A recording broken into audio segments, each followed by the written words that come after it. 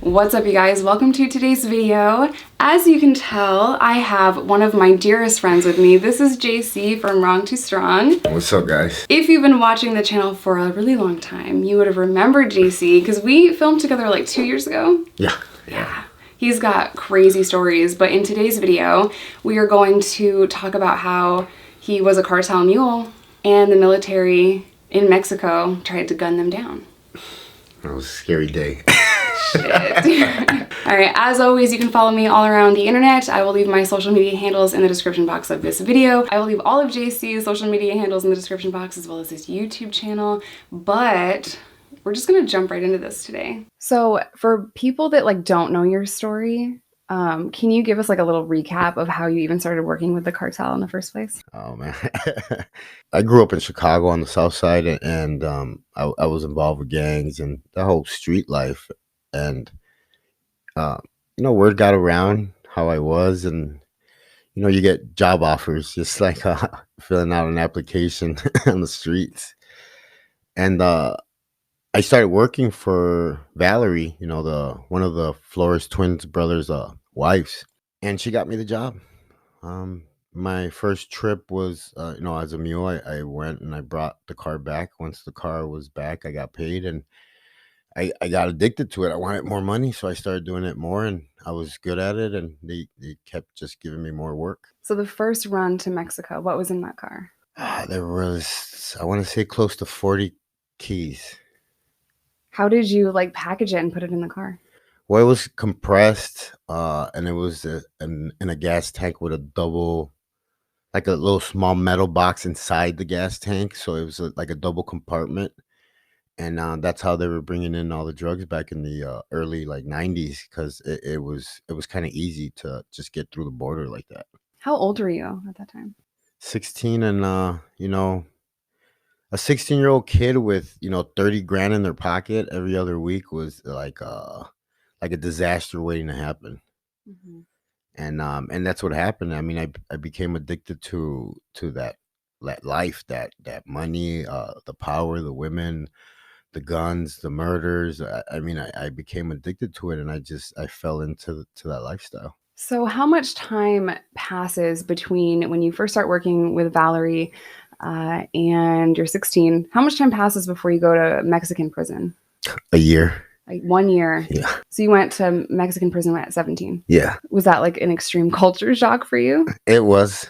I was considered almost like a traitor because I was born in the United States. I got treated different, looked at different, constantly getting tested, proving myself. And it was tough. It was tough. I can't, I remember that time very, very well. It's almost like tattooed in my brain. I'm just blessed that I made it out. A lot of people don't make it out. We have filmed videos before on the channel a couple of years ago, and you kind of just talked about the way that a Mexican prison functions, the way that it runs on the day-to-day is so different than an American prison. So can you tell everybody what your cell looked like? Well, when I first got there, that I wasn't established yet, and that means I didn't have money and stuff like that, because in Mexico you have to buy everything. You don't get nothing for free like over here in the United States. Over there, if you want to eat good or dress good or anything, you have to pay for it. So when I first got there, I was living with a bunch of guys in a cell, until I found my room. And I found it pretty fast because I was pretty much plugged when I got there. So I was living by myself. I painted my cell green. I had a yellow, fluffy carpet. I forgot what it's called. It's from the 60s. Like a shag. Yeah, like carpet. a shag carpet. It was yellow. I had my wooden bed with secret compartments built into it because when they would check the cells and stuff like that. And I had a big screen TV. I had Nintendo. I mean, I was walking around like I was in a small city pretty much. I would walk around in my Nike Windbreaker suits and my gold chain. and it just felt like a drug lord's paradise. Yeah, I can imagine. But it didn't come like that easy because you were stabbed in that prison day one for your shoes. Yeah. I just, a lot of people are always, they're like, oh, what about that story? And I was like, yeah, I mean, it I got so used to stuff like that, so that's why, like, sometimes I don't even, like, talk about it. I'll tell my whole story, and I'll skip that part, and they'll be like, "But wait, didn't you get stabbed?" And I'm like, "Yeah, but, that happens on a regular basis." I'm sorry, people are not stabbed on a regular basis in the real I world. know that now. Jess, it took me, I mean, you got to see me through come home, everything. It was a culture shock just for me to be home and free and to be stay out. This is the longest I've ever been free. This is the longest. I mean, this is the first time I actually got off of probation, signed the papers, and I got off. So everything was a shock to me, even being normal. I didn't know how to trust nobody. I didn't have a lot of like basic like functioning skills. And it made me sad sometimes. What I think people fail to realize is that you are not a civilian for like half of your life, even when you were on the street, that's not civilian life. You didn't live a normal life. You were brought up in that world from, the time you were a kid. So you're 45 now and you just are now off supervision, Yeah. So you have to relearn everything. You have to relearn just basic things like how to go grocery shopping. It's weird. You're not filling out a piece of paper that says, I need deodorant and chips. No, you have to go into the store with people swishing all around you, moving really quick, walking behind you. We had dinner last night at a restaurant and I could tell that, you were a little uneasy about it because our back was to the door. Mm. And it's just little things like that. PTSD is a very real thing. PTSD rates among inmates mirror that of combat war veterans. I'm fortunate enough to have a lot of felons like JC in my life. I'm fortunate enough to be dating a man that is a combat war veteran. So I get to see how similar we all really are, When I first started my Wrong to Strong foundation, I worked a lot with a lot of vets. The VA was right next door. They would come in, and I had like my little workout crew with them, and it was about 6 or 7 of them. All went to Afghanistan. All did served. I was like really taken back on how much stuff we were alike, and I mean, PTSD being the number one, but the camaraderie, like the friendship, the loyalty, it was like I was back in the gang again, and it was pretty cool, man. I love vets. Thank you for everything you guys do for my freedom. I've always been really like, I guess you could say, patriotic. I love my country. I love being an American, and I just want to say thank you. Sorry. No, that's important. It's very strange that we've had two different experiences, right?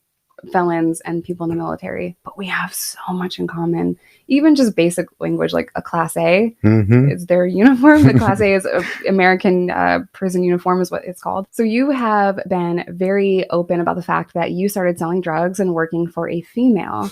A woman taught you the game. A woman taught you how to hustle in that world.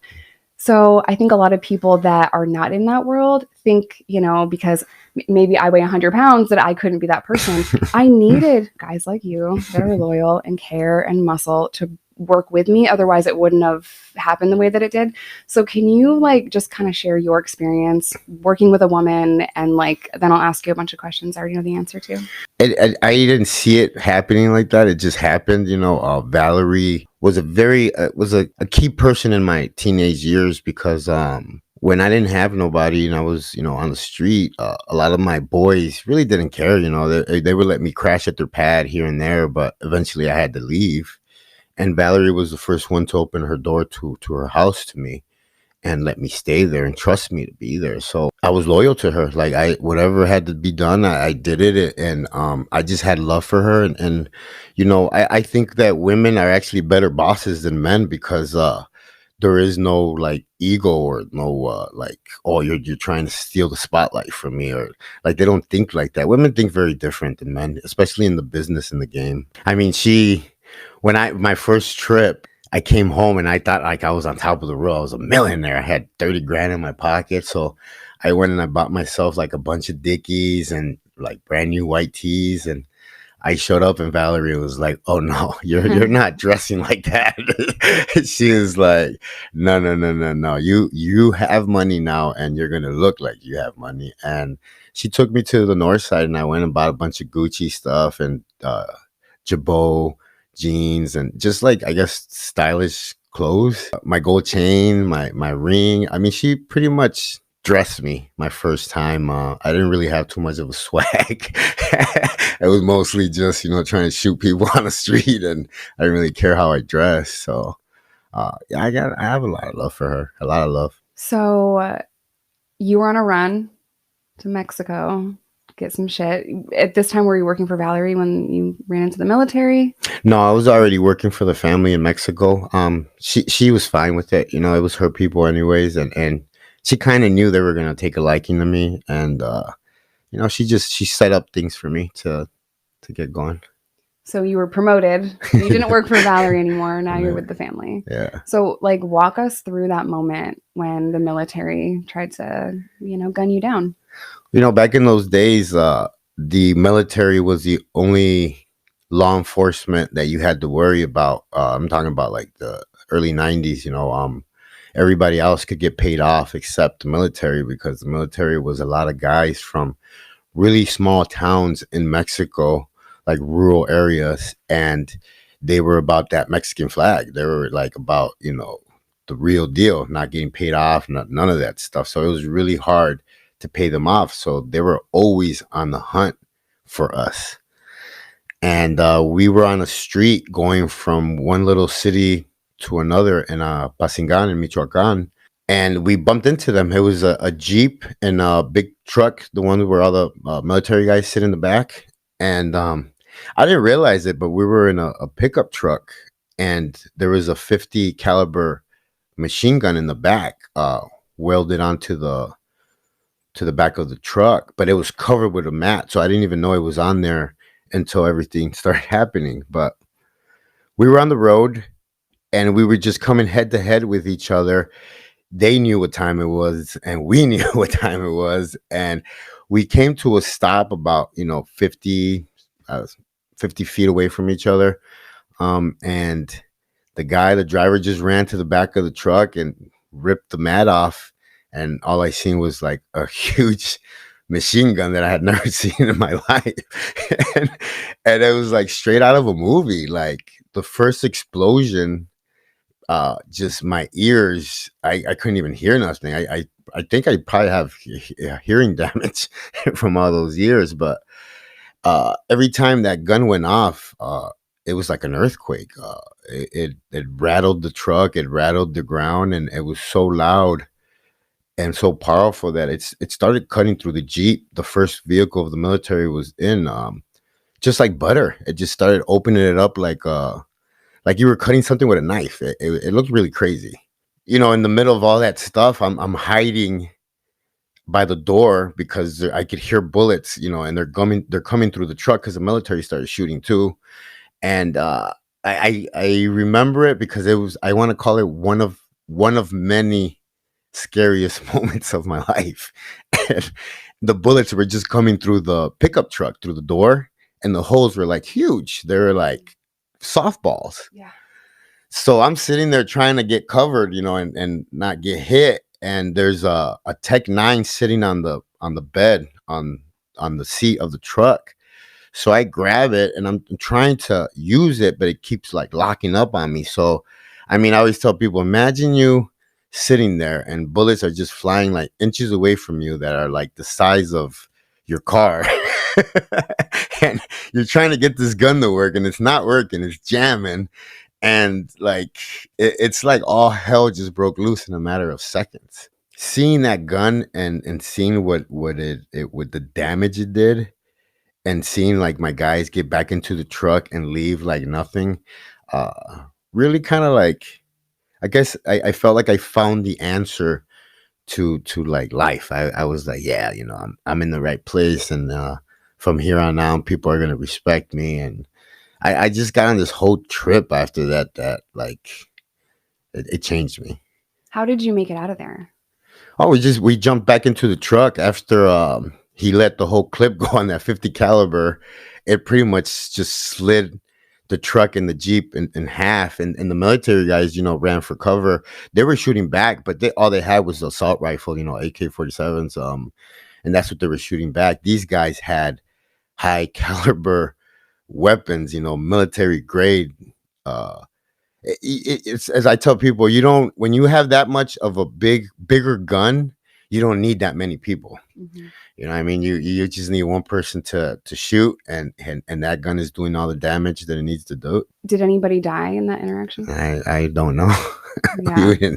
We didn't stay there long enough, and as soon as we left, they met up with another. I want to say 10 or 15 trucks with the same kind of weapons and stuff like that, and they headed back out to search for them, but they were already gone when we got there.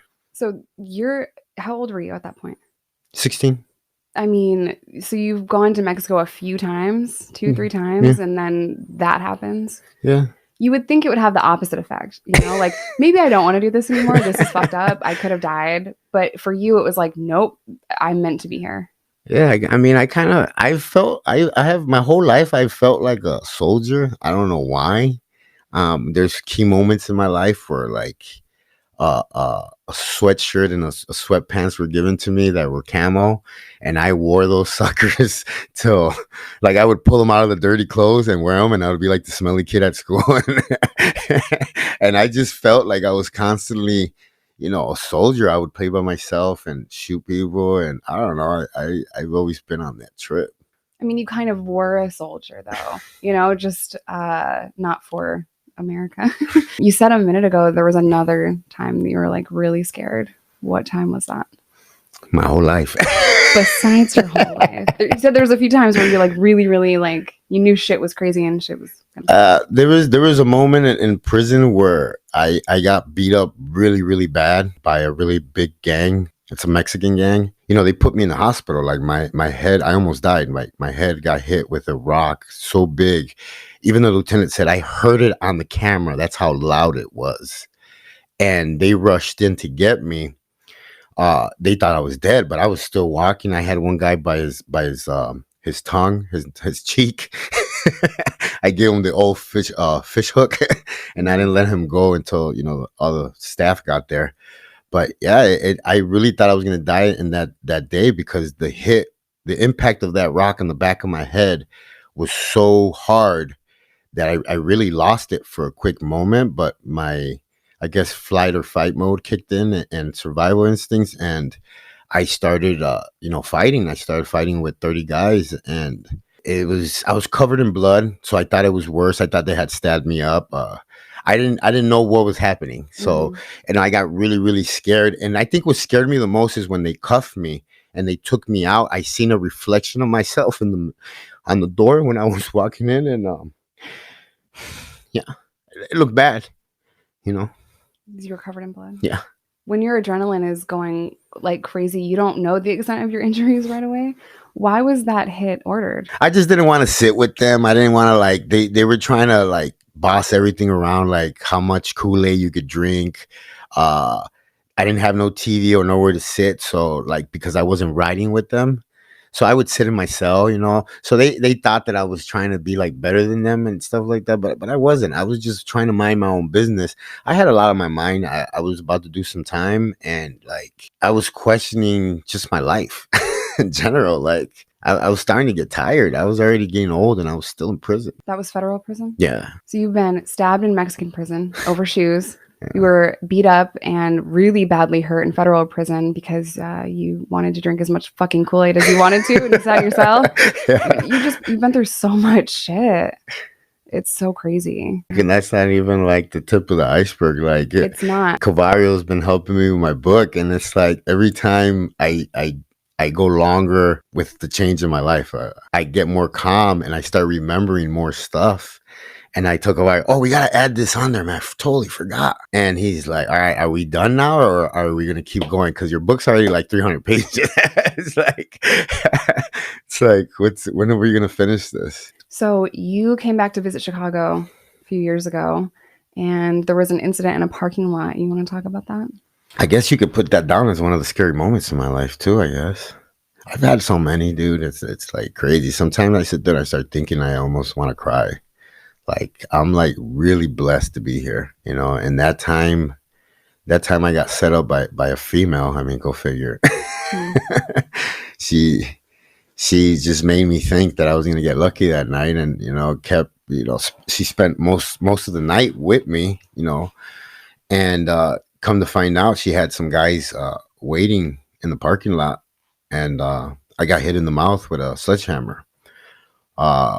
They were going to kill me, but there was a civilian. I sound like military now. There was a man in the parking lot that called the cops, and he pretty much saved my life because he said they ran up to me to shoot me in the head, and the gun didn't go off, and he was already on the phone with the cops. So yeah, I've had a lot of close calls. What was that for? It's just me, I did a lot of bad stuff in my time. I slept with the wrong women. I just didn't care. Like I was lost. I was lost, and I call it like self-suicide. I think I lived like that because I really didn't care about myself and I wanted to die. You know what I mean? But we do it unconsciously because that's how miserable and lost we are inside, how empty we are. I never in a million years thought that I would even live to see 30. I thought I was going to die at 25. I was going to die young because of my addiction. Not only did I think I was going to die, I kind of fucking wanted to. I didn't have much to live for. I didn't have much that I cared about. I'm asked all the time, like, weren't you afraid to go to prison? Like, no, no, I wasn't afraid to die. So addiction for me, it wasn't going to stop because of the fear of prison. I didn't give a fuck about that. I didn't have anything that I cared about until my daughter was born. When I shared my story yesterday at the church, I said, I don't want you guys to feel sorry for me. Mm-hmm. This is not the reason why I'm sharing this. I'm sharing this because, let's be honest, everybody's been impacted by prison one way or another. Either your kid, your uncle, somebody. Most people know somebody that's in prison. So I'm telling my story because I want to help. I want to bring light to kids that are lost like me, not knowing who you are. All these factors that have to do with ending up in that life. That's why I'm telling my story now, because I want to bring light to it. And not just that. Everything that happened to me, my molestation, my rape, my everything that happened to me needs to be told, because we need to expose people like that. And another thing, if that happens to you, you need to get the help that you need to get better, because if not, then you're just going to end up like another JC and lost in the system. So, it's very, very important that you get help. Even if you just did a year, it doesn't matter. Like, prison is prison. You could do 3 months and it could mess you up. I have a friend that just did a little bit of time and he came home so messed up because he was not used to it. And I hate to say it like this, but my molestation and everything that dude did to me actually got me ready for prison, because he would lock me in that room for hours at a time, and it was completely dark. There was no light in the room, so it would scare the crap out of me because I was a little kid. I was 4 or 5 years old, and he would lock me in there for hours. So that actually prepared me for prison, because I was able to sit in isolation for a year and not go crazy, So, yeah. Who was that person to you? My mother's brother. Oh, so your uncle. Yeah. The worst part out of that, what he did to me, was the drowning. Being drowned and submerged in like ice water with like ice in it was very, very mind-blowing for a kid. And being drowned and like, taken out and doing it again, like really messed me up. To this day, I'm terrified of water. Yesterday when I got baptized, I panicked for a minute, because when he submerged me, like I felt like I was going through that again, and it felt really good to come out on the other side. Your brain is not built and hardwired for trauma. It compartmentalizes it, but certain things will bring it right back. So how old were you when he did that to you? He did it between 4 to 9. I just can't imagine what you went through as a kid and how that affected you. Even today, like, to be baptized, it's something that is so positive. You wouldn't think that it would trigger an anxiety attack. But if you have gone through what you've gone through, I completely understand. I would have a whole panic attack. You'd have to take me out on a fucking stretcher. Like, I would be so just. It was important for me to do. It was the last piece of my walk with the Lord, and It's been great. You know, my sister picked me up from the airport, and we talked about it for the first time ever, Wow. and it was so uncomfortable, but at the same time, it made me feel like really good about myself because for a long time I felt guilty, like I didn't do enough to protect them, and my sister said, "Babe, you did more than enough. You always raised your hand and volunteered. You always took care of me." And to hear her say that, like really, like I needed that. You've been through so much. And to know you and where you are today, I'm so proud of you. I know I've already said that like 14 times, but I'm just amazed by you and your strength and your courage to get on the internet and get on a public platform and get in front of audiences and churches and all of these people, prisons, and share your story. I mean, it takes so much courage. And you're not I doing it dyed for my yourself. mohawk. I was You're running doing it around for with a other red people. mohawk, and I look at the I'm just picture and I want to like kill continuously myself. amazed and proud of you. JC is also going But I to was be trying on to Locked fit Up in with Abroad by the so time many this video people, but goes at the up. same time, it was And making it I'm worse just because I blown felt more away depressed. that all of these things are I started happening for using you. more. I I started feel like drinking more. I everything started is happening as it sleeping should. around more You because deserve like all of that and I was so much completely more. lost. Thank you. And We're gonna now, film more videos with JC, but my battery's dying and we've already changed it about twice. So I'll leave all of JC's social media handles in the description box. Go follow him, go subscribe to him, because this is just the tip of the iceberg. He has so much more than this video. And I will see you guys in my next one.